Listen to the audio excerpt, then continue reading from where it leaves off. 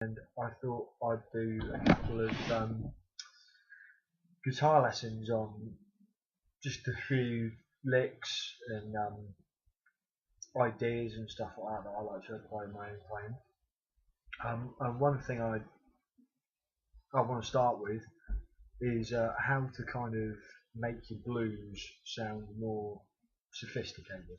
Because it was something when I first started out playing guitar, I started out playing blues guitar, but I was always really interested in how you could possibly make it sound more sophisticated. I was just really into not necessarily making it complex, but making it get all those really nice tones that you could possibly get instead of just using the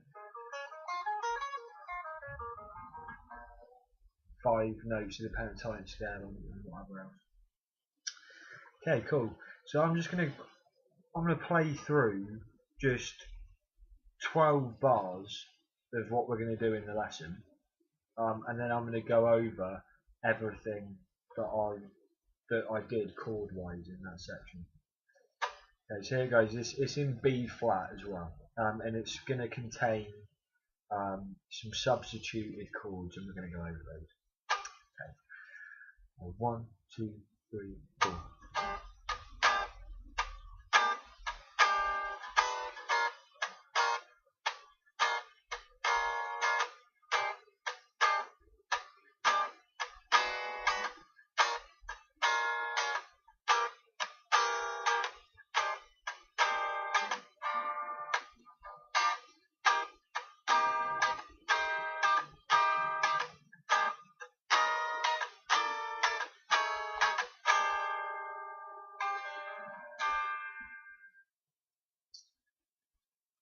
Okay, so what you heard there was a blues in B flat.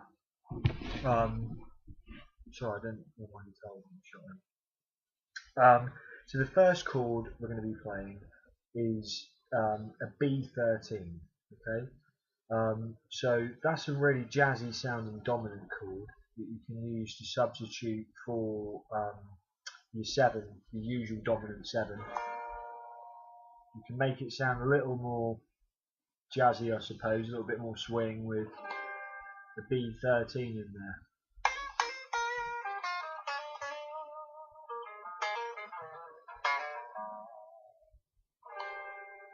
Okay, and I'm playing it with my thumb, as I do tend to have that kind of Hendrix thumb round the top of the neck style of playing.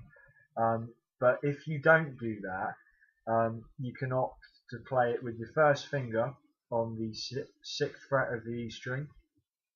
You can also put your second finger on the 6th fret of the D string, your 7th finger on the your 3rd finger on the 7th fret of the G string, and your little finger on the 8th fret of the B string. So we get this. And of course, to make it sound a little bit more full, I think it tends to swing a little bit better when you get that top C in there. And all you do with that is just roll your pinky down onto the bottom E string, and there's your B13, B flat 13, sorry. Okay, so that's the first chord in our blues, and then we're going to go down to our 4 chord, which we're going to be playing E flat 9. Okay, but before that, we're gonna go from the B13 to an E9, and then going straight into an E flat 9. Okay, so I'll just do a quick demonstration of that.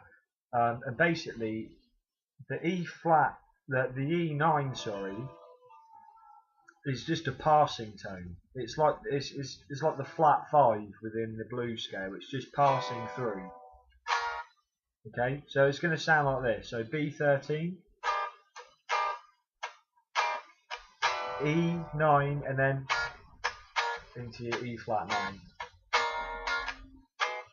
Okay, so I hope that makes sense. You're just kind of passing through. which is kind of a big concept in jazz and in blues guitar as well, is these passing tones.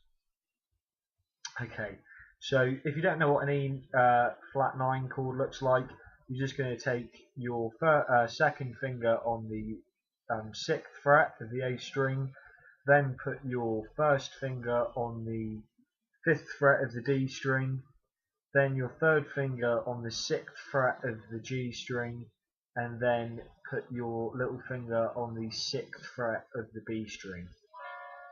And then you can just roll your pinky down as well to make the chord sound nice and full and get that B flat in there.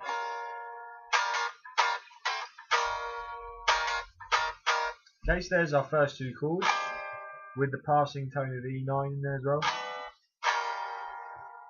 Okay, that measure then repeats itself, so we've got the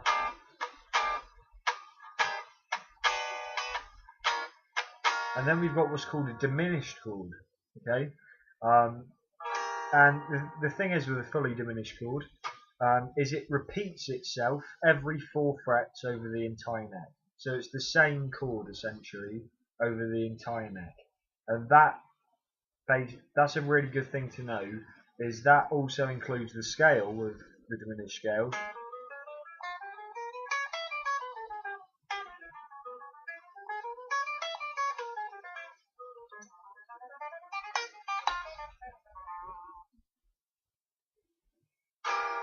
Okay, but anyway, I digress. That's just something interesting to find out. Also for all the arpeggios.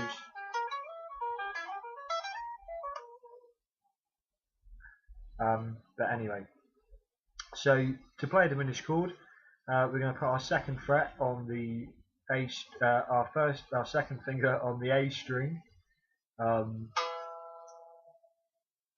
the 7th fret. We're then going to bar our 1st finger across the 6th fret. Then we're going to put our 3rd finger on the 8th fret of the D and our pinky on the 8th fret of the B, and we get this. Okay, so after we've done that,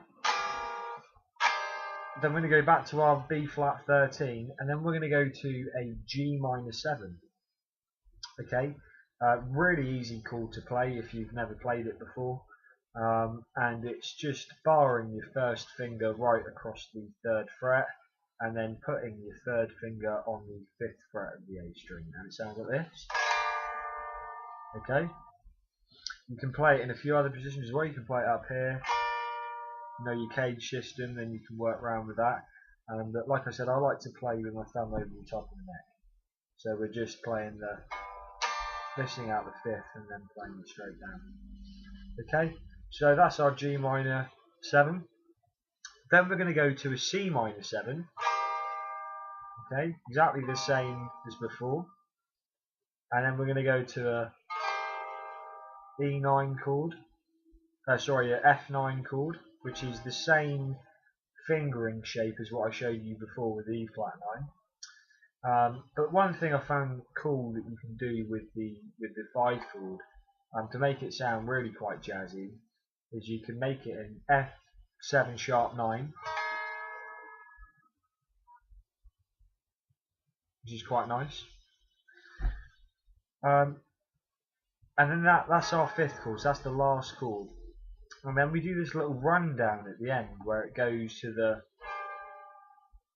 B flat 13, same shape again, C sharp 13, C 13, B 13, B flat 13. Okay, so I hope some of that made some sense to you. You can slow it down and break it down as slow as you want. I'll also put the chords that we've done in this. I'll write them out in the description of the video. So I'll quickly play through the 12 bars again, so you can get a look at how it is again. And then in the next lesson, I'll show you some advanced harmonic ideas to play over the top of what we just played. Okay, so hear how it sounds again.